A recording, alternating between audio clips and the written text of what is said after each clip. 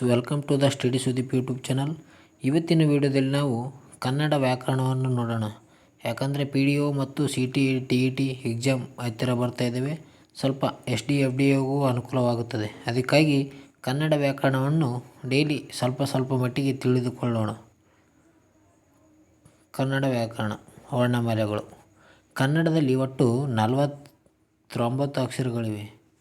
ಇವುಗಳು ವರ್ಣಗಳೆಂದು ಕರೆಯುತ್ತಾರೆ. ಈ ಅಕ್ಷರಗಳ ಕ್ರಮಬದ್ಧ ಜೋಡಣೆಗೆ ವರ್ಣಮಾಲೆ ಅಥವಾ ಅಕ್ಷರಮಾಲೆ ಎಂದು ಹೆಸರು. ವರ್ಣಮಾಲೆಗಳಲ್ಲಿ 3 ವಿಧಗಳು. ಮೊದಲನೇದಾಗಿ ಸ್ವರಾಕ್ಷರಗಳು, ವ್ಯಂಜನಾಕ್ಷರಗಳು, ಯೋಗವಾಗಗಳು. ಸ್ವರಾಕ್ಷರಗಳು ನೋಡುವುದಾದರೆ ಸ್ವತಂತ್ರವಾಗಿ ಉಚ್ಚರಿಸಲಾಗುವ ಅಕ್ಷರಗಳನ್ನು ಸ್ವರಾಕ್ಷರಗಳು ಎನ್ನುವರು. ಒಟ್ಟು ಸ್ವರಾಕ್ಷರಗಳು 13. ಸ್ವರಾಕ್ಷರಗಳಲ್ಲಿ 2 ವಿಧ: ಹ್ರಸ್ವಸ್ವರ ಮತ್ತು ದೀರ್ಘ ಸ್ವರಗಳು. ಹ್ರಸ್ವಸ್ವರ ನೋಡೋದಾದರೆ ಒಂದು ಮಾತ್ರ ಕಾಲದಲ್ಲಿ ಉಚ್ಚರಿಸಲಾಗುವ ಅಕ್ಷರವನ್ನು ಹ್ರಸ್ವಸ್ವರ ಎನ್ನುವರು. ಉದಾಹರಣೆ ಯಾವಪ್ಪ ಅಂದರೆ ಅ, ಇ, ಉ, ಋ, ಎ, ಓ ಅಕ್ಷರಗಳು ಹ್ರಸ್ವಸ್ವರಗಳಾಗಿವೆ.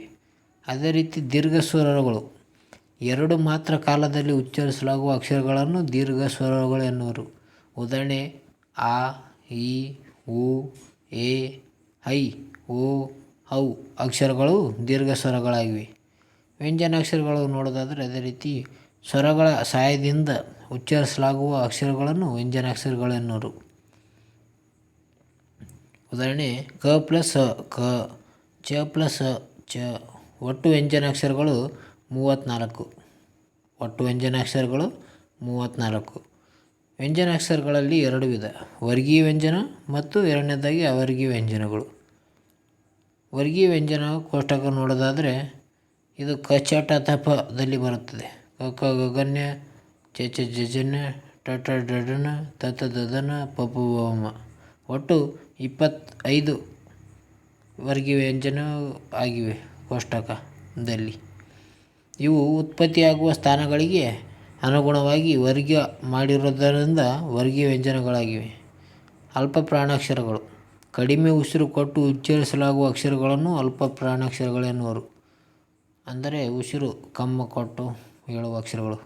ಉದಾಹರಣೆ ಯಾವಪ್ಪ ಅಂದರೆ ಕಚ್ಚಟ ತಪ, ಗಜಡದಬ. ಮಹಾಪ್ರಾಣಾಕ್ಷರಗಳು ನೋಡೋದಾದರೆ ಹೆಚ್ಚು ಉಸಿರು ಕೊಟ್ಟು ಉಚ್ಚರಿಸಲಾಗುವ ವ್ಯಂಜನಗಳಾಗಿವೆ. ಇವನ್ನು ಮಹಾಪ್ರಾಣಾಕ್ಷರಗಳು ಎನ್ನುವರು. ಉದಾಹರಣೆ ಖ, ಛ, ಠ, ತ, ಫ, ಗಜಡದಬ. ಅದೇ ರೀತಿ ಅನುನಾಸಿಕಗಳು. ಮೂಗಿನ ಸಹಾಯದಿಂದ ಉಚ್ಚರಿಸಲಾಗುವ ವ್ಯಂಜನಾಕ್ಷರಗಳನ್ನು ಅನುನಾಸಿಕಗಳು ಎನ್ನುವರು. ಉದಾಹರಣೆ ಯಾವಪ್ಪ ಅಂದರೆ ಜ್ಞ, ಜ್ಞ, ಣ, ನ, ಮ.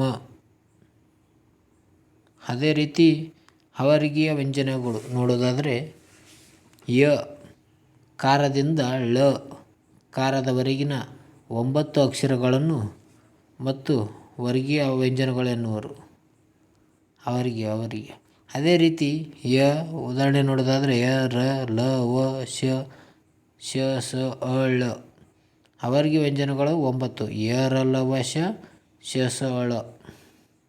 ಇವು ಉತ್ಪತ್ತಿಯಾಗುವ ಸ್ಥಾನಗಳು ಬೇರೆ ಇರುವುದರಿಂದ ಇವುಗಳನ್ನು ನಿರ್ದಿಷ್ಟವಾದ ವರ್ಗಗಳಲ್ಲಿ ಸೇರಿಸಿ ಹೇಳಲು ಬರುವುದಿಲ್ಲವಾದ್ದರಿಂದ ಇವನ್ನು ಅವರ್ಗೀಯ ವ್ಯಂಜನಗಳು ಎನ್ನುತ್ತಾರೆ.